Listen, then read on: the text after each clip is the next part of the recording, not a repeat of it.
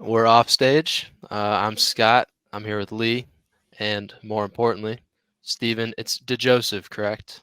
Joseph was correct. All Not right. everybody gets that. Perfect. So yeah, Steven, I don't know if you just want to sort of get us started, maybe tell us a little bit about yourself and about your music. Well, I've been doing music a long time. I got a bunch of albums out, and I've done a ton of gigs. And this is the first time that I've been on a label, so it's pretty exciting. So it's a Deco is the label, and the distributor is the Warner Music Group (ADA). So it changes the game. It really, I mean, people say, well, labels, but I appreciate the distribution because it really, every time I do a search, I see there's my record in like Japan, and it's like, it's really like there streaming, and like people can get to it. It's not obscure in some other type of distribution thing where it's just sitting there. Mm, Yeah. So yeah, so that's for the all years I've been doing albums, that's very exciting to have that kind of reach. I'm trying to, because I've been trying to work on that for a long time. Totally. That's something that's awesome. really hard to do, and it's impressive to break through. Yeah, and oddly enough, the label that I met was right in my backyard, practically like 10 miles away from my house. Awesome. And What are the I've odds? been to LA, I've been to New York, been to Nashville and stuff in these places, and it's just ironic to walk into a local bar and meet this guy with his label. So pretty funny. Cool. Yeah. So seems like you've had a long career. Where did it get started? What got you into music? Where does your passion lie? What got me into music? It was well, I have to say is the Beatles. Yes. Yeah, it's Good at first answer. I was like, so I'm going to date myself, but I was 6 years old when they came on television in America for the first time on a show called The Ed Sullivan Show. Awesome. And Ed was famous. You might know that Ed was Mhm. famous for procuring new talent from all over the world and having them on his show and like exploding in America. So there's millions and millions of people watching that show. So I was one such 6-year-old, and I jumped out of my seat and said, I got to do that. And my parents were like, what? What do you mean you got to do what? Go to the bathroom? Wait, I don't, 6 years old. So I said, bam, and that's what happened. And then like within a very, very, very short time, seems like days or weeks, this condition of Tourette's syndrome showed up for me. And so I started with these noises and everything, and we all thought there was all this. For 10 years, I didn't know what it was. I thought it was just like, oh, that's part of the music thing, and whatever. So that was my beginnings, my roots, and from then on, I just, I pretty much drove this ship because I had to do this, and it has never changed. So when people talk about like writer's block, or I don't have writer's block, I have organizer's block. So organizing things becomes the challenge for me. But that's the essence of my musical assignment, I call it. That's awesome to hear. So I have to follow up with your favorite Beatle, your favorite album and song. Of all of the Beatles, right? Oh yeah, the Beatles. Wow, it's so difficult. The favorite song. I ended up doing a cover of Blackbird. Okay. I think that might be my all-around favorite song. Okay. Yeah, and I covering it was it came out of the blue, as most of my covers do. I'm doing something, I'm playing, and the song emerges out. I'm like, oh, I could be this song. It could be this cover. So I like coming at it from the back door, because then it seems to have more of a unique spin on it, So Awesome. the Blackbird, I don't.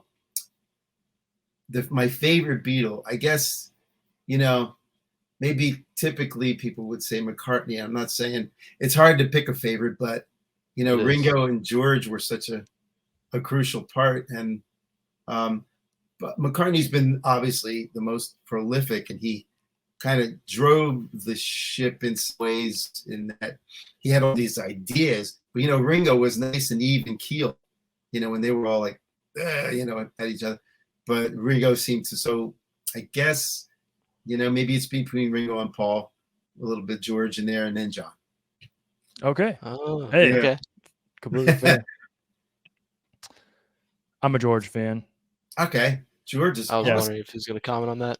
Yeah, Yeah. Lee loves George. We also, I think we both Yeah. kind of agree. Like Ringo, you could maybe argue Ringo's the best Beatle. Like he was the glue, you know. Right. He You totally know, was. it's cool that you say that. I had friends who, I got a friend who's done a deep dive into, and she feels the same way, you know, when you say that, you know, like he just had this solid way of like tying it all together, you know. That's very important with drums, you know. It's like, Oh yeah. if the drummer's off, man, forget it. You know, Yeah. it's Seriously. then the bass player, you know, it's gonna, Yeah. So I'm super interested. You have a lot of your own music and you play your own instruments as well. A lot of musicians, you know, they have a band or they just sing or they just play an instrument. Not to, you know, downplay that, but not I at all. find it very impressive that you play the piano, the guitar. It looks like you have is that a cello behind you? Well, it was a cello. It's Yep. now just the body thereof, you know. Do you play And cello as well?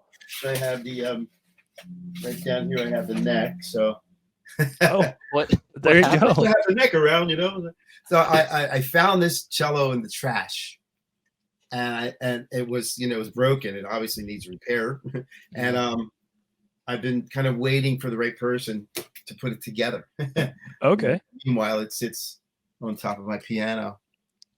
But yeah, so pianos. My very first instrument was percussion. It was drums. It was, and literally, it was a rubber pad a practice pad. Yeah. You know, and I was fourth grade or something. And then I got deeply interested in the organ, and my parents bought me an organ. And Wow. I started learning lessons. They rented it first, and I started with lessons, and I gradually became interested in classical music.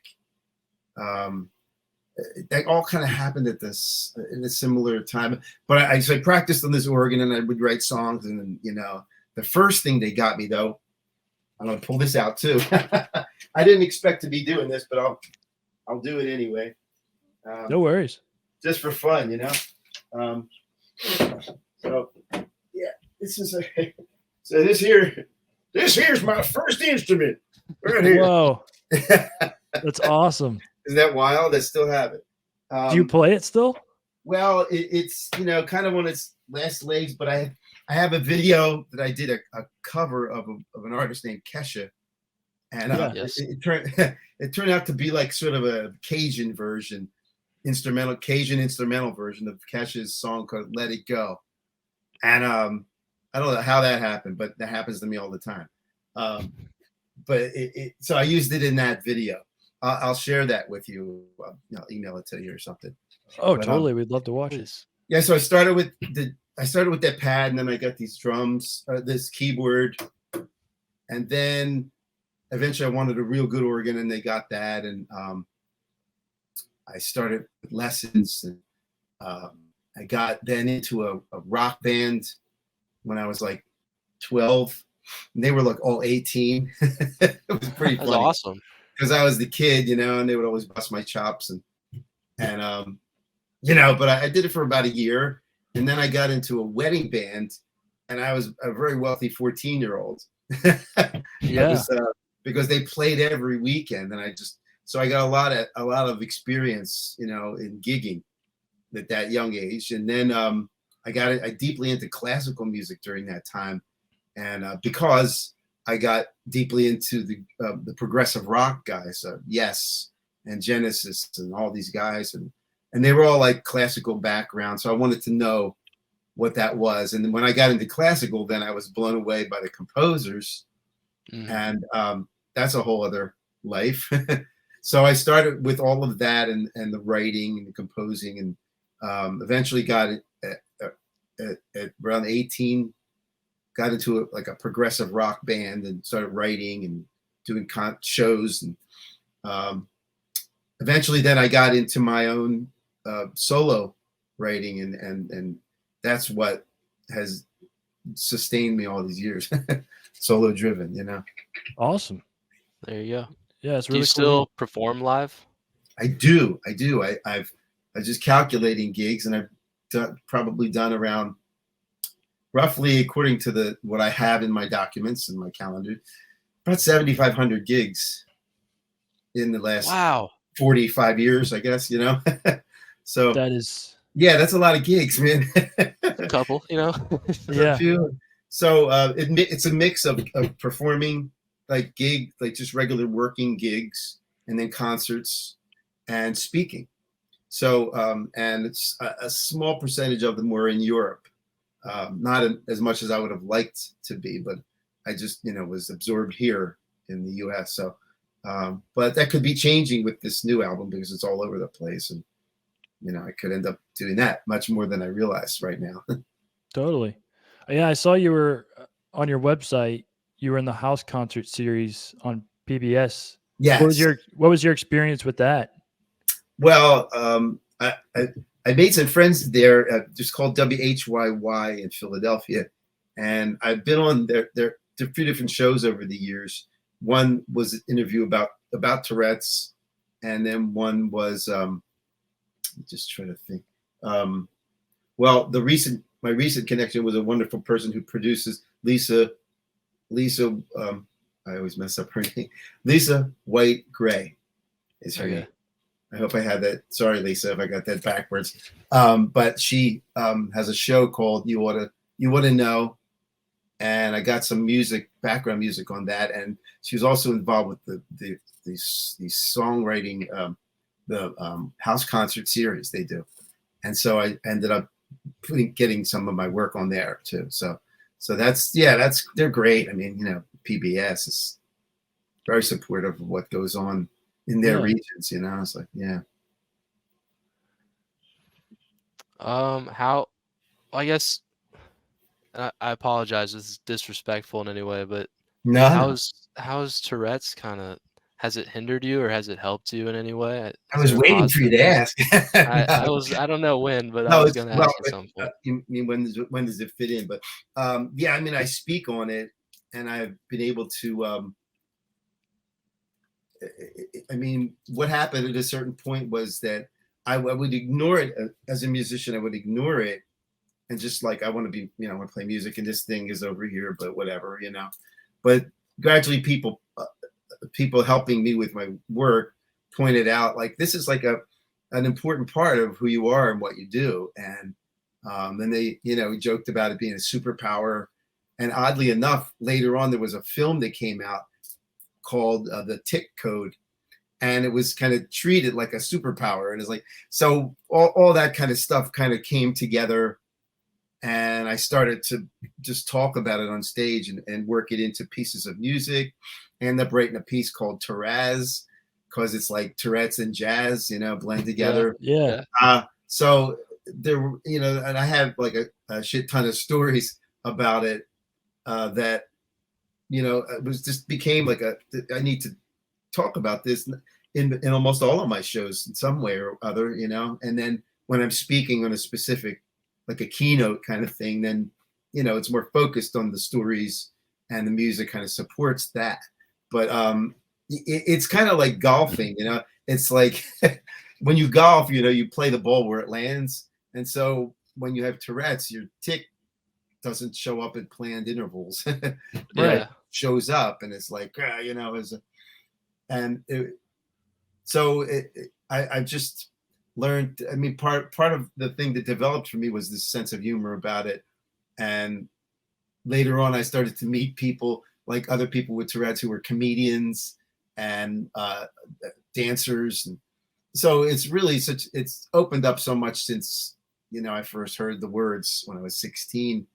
And now it's really, it's a very broad thing. So a lot of people are understanding how to kind of live with it or work with it or collaborate, as I like to say.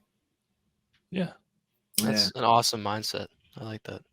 Yeah. it helps. That's It's nice. sure, it's kind of like you're basically making lemonade or orangeade out of lemons, which is even maybe more true than Yeah. lemonade. It's because sometimes it's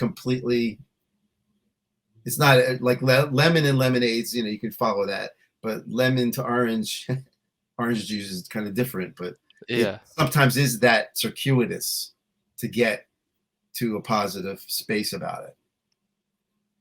Yeah. Awesome. Did So that? how does that play into your songwriting and your I was specifically going to ask about how you name your songs because you Ah, mentioned you had named Taraz.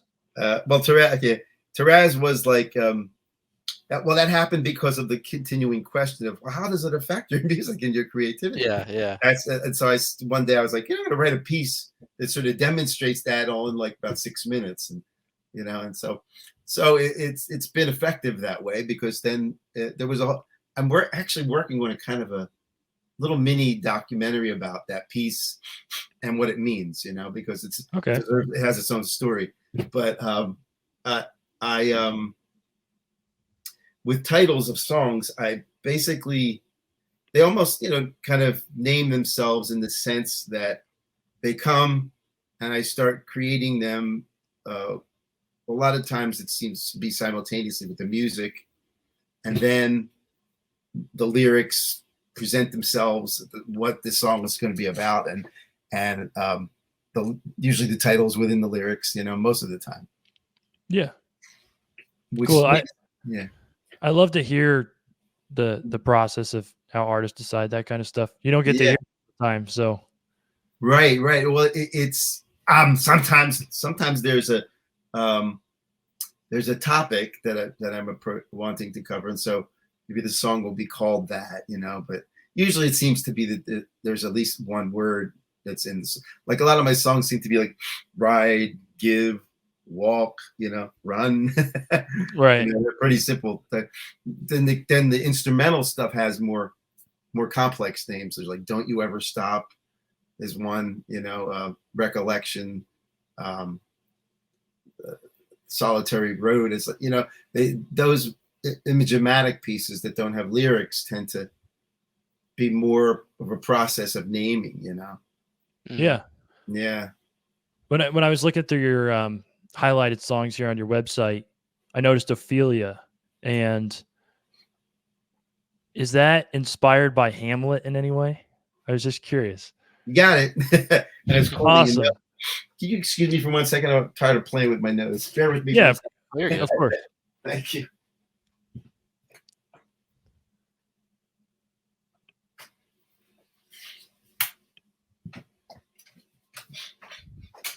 There we go. Better. Okay. So the question was how Ophelia came to be. Is it part of Shakespeare's play Right. Hamlet? Yes. The answer is, and the way that happened was I was writing a song that was reflecting on a relationship, a person that I knew, and the way I was experiencing their plight, and so I started to kind of just look around. I don't know. Something made me look around, in Shakespeare's. There's these things called cliff notes. You guys, does that ring a bell? Yeah. Is that still around? So Well, cliff notes are the a synopsis of what otherwise would take you hours to read. They kind of give you a synopsis, and you can kind of get the story from that, not the meat.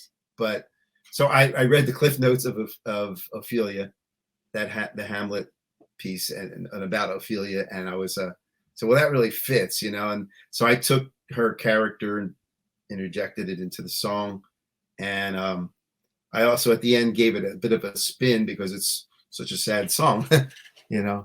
way where her relationship went and who killed who, and then she killed herself, and so my goal was to say, that the spirit of love still goes on, and so that's kind of where, that's how that all came to be.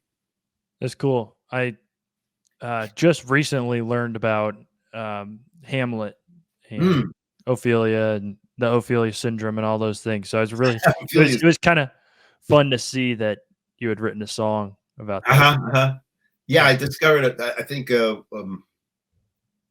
gosh, there's a group, 10,000 Maniacs, and the artist was, I'm sorry, not blanking on her name, but um, she wrote a song, Ophelia. I think there was also an Ophelia song. Anyway, it surfaces as a number of artists, muses, yeah, awesome. So I You guys Uh, noticed. are cool. I think it's really cool Oh, you guys do this. Yeah. oh oh, yeah, I appreciate it. Yeah. we love Thank to you. do this. I getting to know the artists and anytime you can talk about music is a good conversation in my opinion. Yeah. Yeah. Sorry, to cut you off, Scott. You're all good. I was just gonna ask you. This is more like a personal preference thing. Mm-hmm, On mm-hmm. your website, you sort of classify your music as folk rock. Do you do that because you have to put a label on it, or do you like truly think it's folk rock, or do you have like another description of what Well, it okay, is? so the promotional card that came out, I don't know if this is backwards or not. Is it? No, it's Is right. it No, okay? it's the right way. So the you can see it says alternative pop, progressive folk. So that was where it landed closest to Mm, what this particular album is, because it's, you know, I'm a songwriter with this album, and they're all songs, so that's for sure. And then it touches on areas of rock and ballads and pop and progressive rock.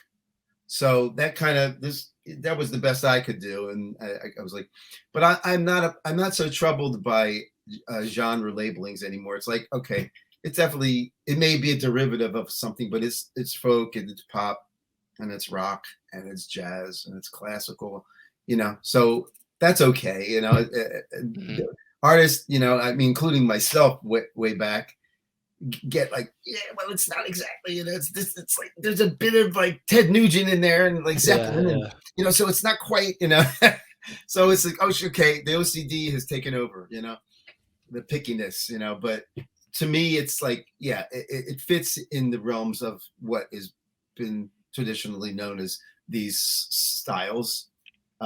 Folk is in itself, is they don't even know what they are anymore. there's a folk Yeah, fest totally. Exactly. there's a folk festival in Philadelphia that, like, what folk was when they started and what it has become is it's really quite different. So the essence of what folk is that it's the story of contemporary life. That's what folk music is, and it's handed down, through traditions. And while we're making traditions now for the next, you guys, Yeah, Mhm. basically, right? My generation is making that kind of stuff, and you guys are creating that for the next, and so goes the cycle. you know, that is a pretty cool thing about folk music. yeah, It's truly storytelling. yeah, yeah. So Well put. Yeah. I noticed you had the film on your website as well, and you mentioned that you were working on a movie for Taraz. Is that what the film's about? Right. Or Well, actually, so that the film that ended up that has ended up on my site was called A Synaptic Adventure, Tourette's and Beyond, and that's the story of that 10 years that I mentioned, okay, where from 6 to 16, and didn't know what it was, Mhm. but I had the musical drive, and everything was just kind of exploding, hormones and all this stuff, and it was so I wanted to kind of convey some reflections on that time, when it wasn't labeled, and some of the things, the inclinations, where like inclinations would tend to lead, like my urges to squeeze things, and they would break, and cause some problems. If it was glass, Yeah. the joke about that in the movie was, uh, so they put me in the structural integrity department, to test the things that came off the factory line, and if they didn't break, they went on to be mass produced. So it was a joke about what kind of a job someone with a challenging condition could have. And I felt, I saw a show that was all about that, for kids with people with autism, and Asperger and all kinds of spectral related conditions. So that was what I wanted to get across in this short film, that it's about Tourette's because that's my platform, but it's beyond that because it's about neurodiversity and neuro conditions that are not anomalies, I should say, but variances in neuro function. Yeah, totally. That's the word. Yeah. So yeah, my intention is to say, neurodiversity and creativity is my place where, my platform, if you will, where I speak from, rather than, it's not medical. I'm not a doctor. So, but I'm a person who's lived with it for many, many years. And I feel it's part of me to share what I've come up with, if it's helpful to people, Yeah. So you mentioned that you had over 7,500 gigs. Yeah. Who was your favorite person or band to play with? Wow. I know that'd be hard. Let me see. Yeah. Go through all of them. My favorite, I'd say, my most favorite is a project called World Music Trio, and it's world like is in spun, because it's a jam band project, but not like the Grateful Dead or Fish necessarily, but more like just completely like starting from zero, and your recipe and everything just goes right live. You're there, you're recording it. It's like raw, and that's probably the most favorite because it's so alive and visceral, and it's like happening, and you have to pay attention, and you're listening to everybody else, and you're like giving space, and it's like, when you write a song and you rehearse it, it has the satisfaction of successfully pulling it together. But when you pull off a jam, it's like even more exciting because it's like, wow, we did it, and then when you do it again and again, you start to, you feel confidence of it. Yeah. That's what I think one of the coolest things about jazz is that right there. Cool. The fact that you can push and pull music, and each musician knows the other's boundaries, if that's the way to put it. Yeah. And it's so fun to watch. I love watching jazz. Yeah. Jazz is just amazing.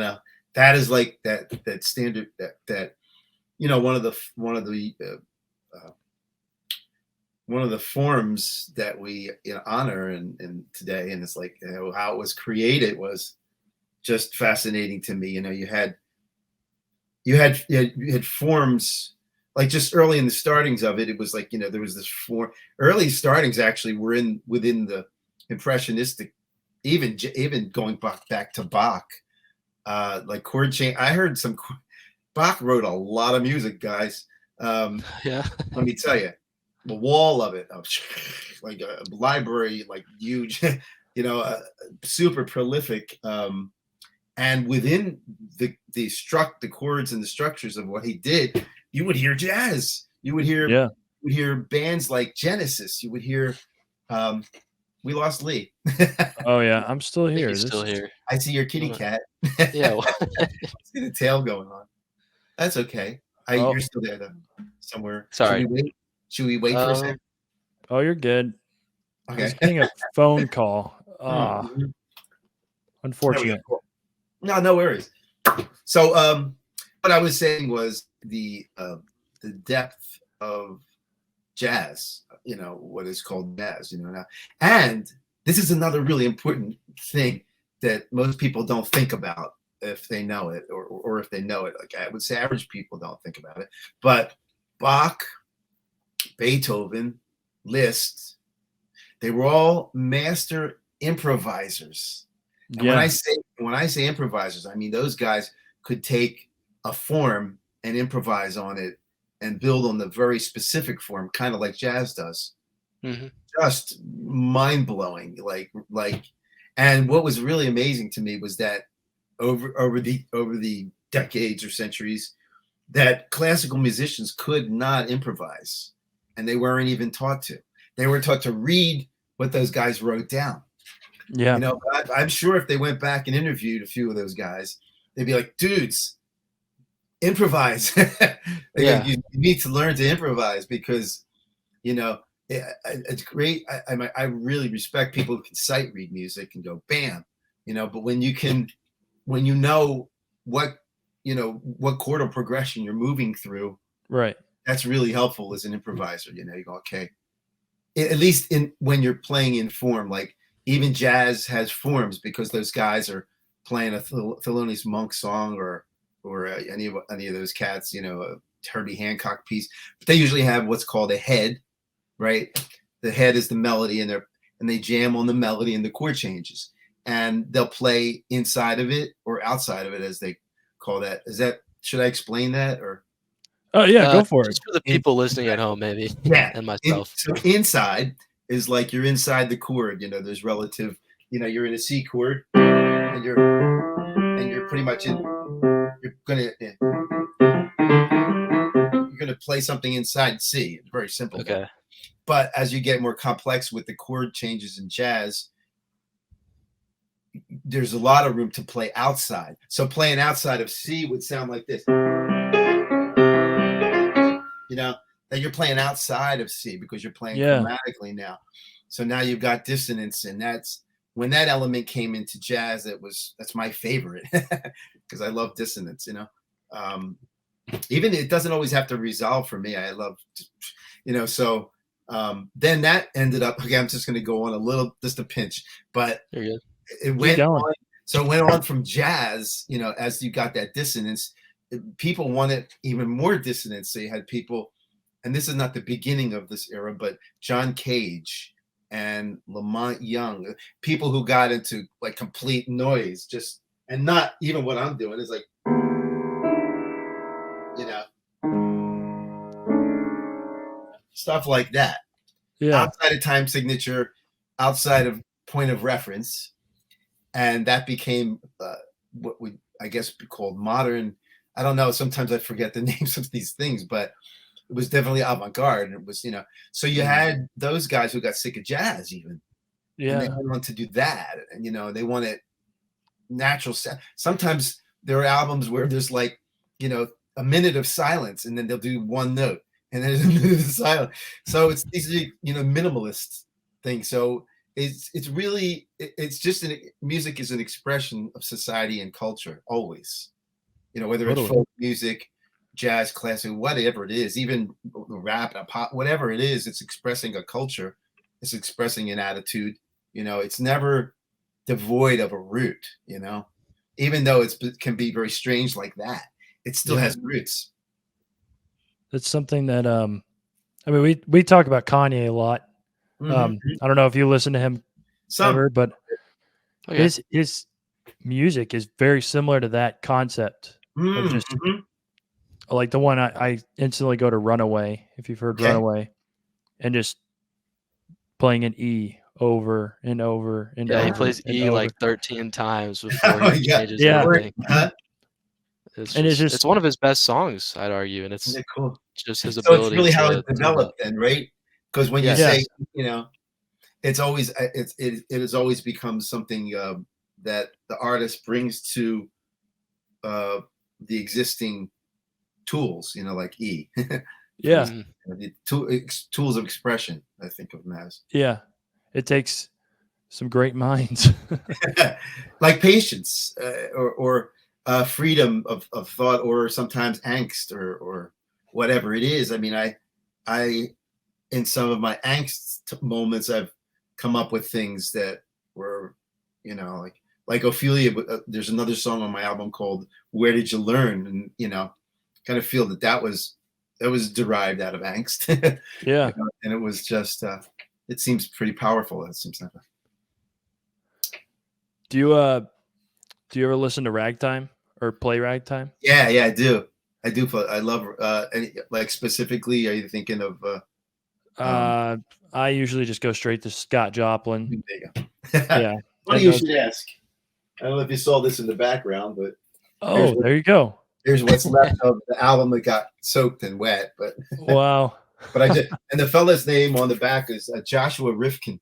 He was well known for bringing these works, forward in like a the Masterwork series, I think. Yeah. Anyway, that's funny. You should bring that up. It's sitting right up there. But I play some of his pieces. I play maybe 2 or 3 of them. But I as is my habit, I always change things with improvisation. So, Totally. but luckily, I keep a sense of the song, and I think that when I'm playing for people, they're like, "Oh, that was an interesting arrangement." I say, "Yeah, me too. I thought it's interesting. I didn't know it was going to happen that way." Even when improvising classical music, it's kind of like, well, that's kind of what they did, Yeah. really. But it's just that what got fossilized was what the notation of the piece, But Beethoven was a fierce improviser, and he had pianists running out of the hall, like the competitions, people who would challenge him. Yeah. Rip them. I love reading these stories, like how, and this guy was going deaf, and he was just like, I'm reading a book. Can I jump to this book I'm reading? Oh, of course. Okay. Yeah. Let me just grab it.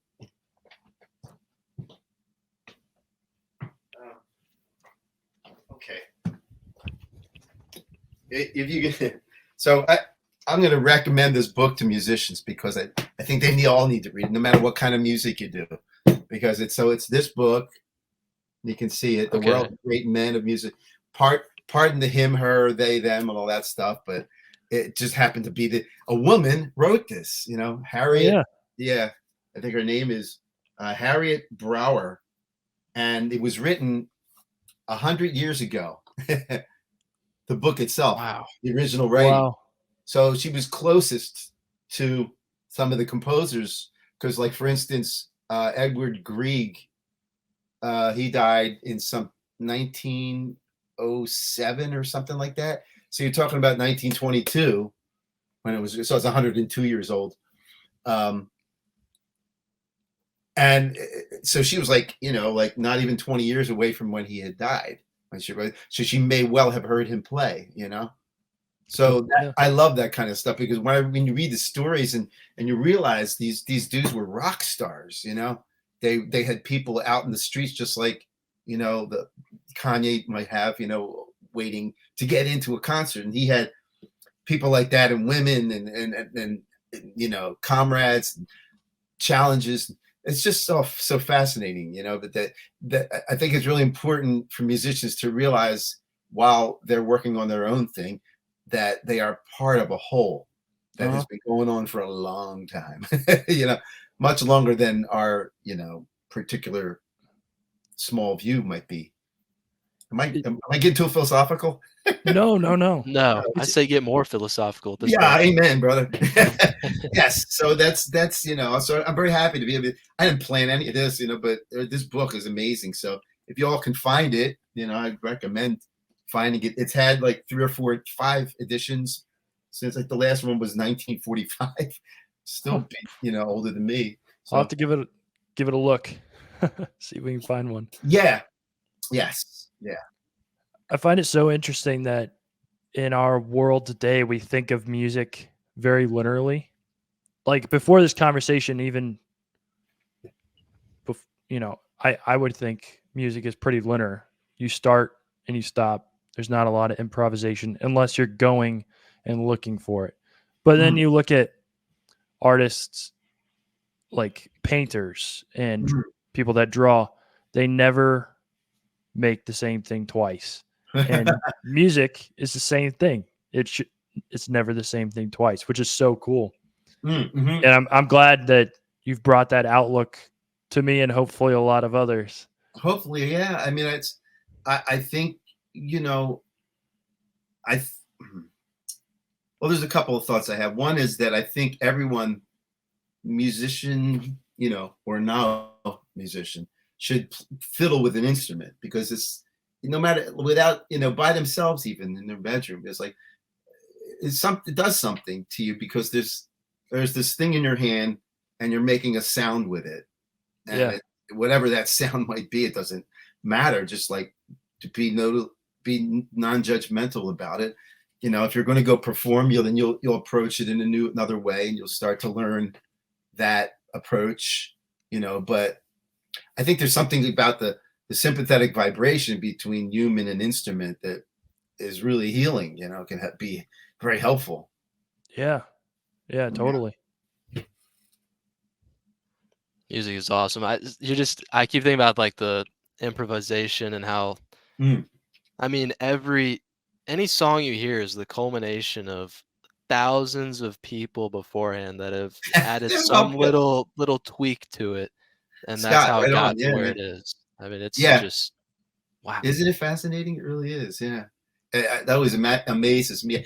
Even as someone who's been playing as long as I've been playing, when I watch someone play the instrument I play, I'm going, how are they doing that? And then when I sit down, it becomes, okay, that's how, or that's how it's happening. Yeah. It's a mysterious thing. That's not to say there aren't people who are musical mathematicians, and they approach, they understand how they're doing it right away. And it's like, even from a distance, they know, but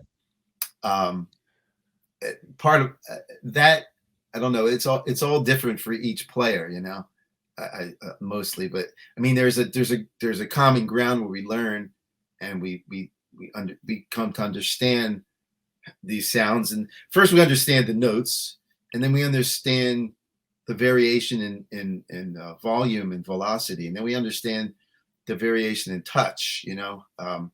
Not just velocity, but like tonality. That's what I'm saying. Like the different ways that a guitarist or violinist holds their bow and the sound they get out of it. All those things surface. Sometimes they surface simultaneously. It's hard to think of them all separately, and that's what I used to try to avoid as a kid. Like the touch, this, I just wanted to experiment, but those are all the tools. It's like giving you a hammer, screwdriver, a file. And then you pull out the tool metaphorically and apply it, in the moment. So that's the other thing about the improvising thing and the free form of the band process I was talking about with the trio. It's just like you're pulling out your tools, you're seeing what works, where you're going to go with this thing. What's it going to look like at the end of it? Is it going to be a car crash? But everything has its place, So. That's awesome. Thank you guys for making me think of all this stuff. Oh, you. Of course. I mean, thank you. Yeah, you brought ways. it. You brought it. Huge. Speaking of, where can people listening find you the easiest? Well, I'll give you my address. They can come to the door. There you go. They basically, my website is probably the biggest thing I'm using now, which is StephenDijoseph.com. It's spelled just like it is there. It's StephenDijoseph.com, and awesome. The homepage is set up to hear the newest album. And then from there, you can go to other places. You can go to Facebook and Instagram. I'm messing with TikTok, but I don't know if I'm having the most successful platform for me has been Facebook. I've managed to sell albums that way and connect with people that way best. But I'm learning Instagram is probably the second one, and then TikTok's in there somewhere. Yeah. TikTok's a hard one. It's a tough one, isn't it? You're saying so annoying. It's like, I don't know. I put stuff up and I can't make sense of the numbers. Like, okay, that had 260, small, 265, but nobody shared it and nobody liked it and nobody said anything. We are in the same numbers boat. Right? Was that? We're in the That's same exactly boat. the same thing it's for like us. we call it 200 view jail because it's just 200 some views and then no sort of reactions from anybody. Yeah. No, I know that there was a big thing about banning it because of China was spying on us, and this is the kind of things I've been hearing, and I don't know where that all stands now, but Yeah, we so Scott and I are both in college. I'm at Purdue University. Oh wow. Indiana University. Uh-huh. And my campus actually banned TikTok. Did they really? Okay. Yeah, so if you get on the Wi-Fi on campus, can't use it, which is so interesting. Circle with a line there. Yeah. Isn't that interesting? Now, what was their reason for that? I think just privacy and security. Yeah. Okay. Honestly, there's something really interesting about TikTok that we could talk about. Yeah. A lot of Universal Music Group Yes. they just dropped TikTok. Yes. Yeah. I heard that. And it goes both ways. Yes, they pulled the music and people are going to hear less popular songs, but now there's a huge chance for smaller artists to come up All and right. be heard, which I think is really cool. That's And really cool. we have a lot of friends that are individual artists and they want to be heard, and I think that'll be cool to see with TikTok. That's really, thank you for bringing that to my attention, because I didn't think about it. I read that in the news. They pulled, their music from that platform. But what you're saying is absolutely true. It gives us the smaller guys an opportunity to step forward. I gotta go, guys. I'm gonna jump on TikTok. I gotta go. I just made a video of funny. It's like a TikTok song. When this stuff happens for me, it's just like out of the blue. I get this idea and I just throw it down and then judge it later, So I probably will post that just because it's fun. I like to make funny stuff sometimes, where there's like a foreground character and then there's like a little character in the background. He's dancing on some object, and it's me shrunken down. Yeah. That's the fun of the filmmaking aspect. Yeah, totally. Art and everything you do, right?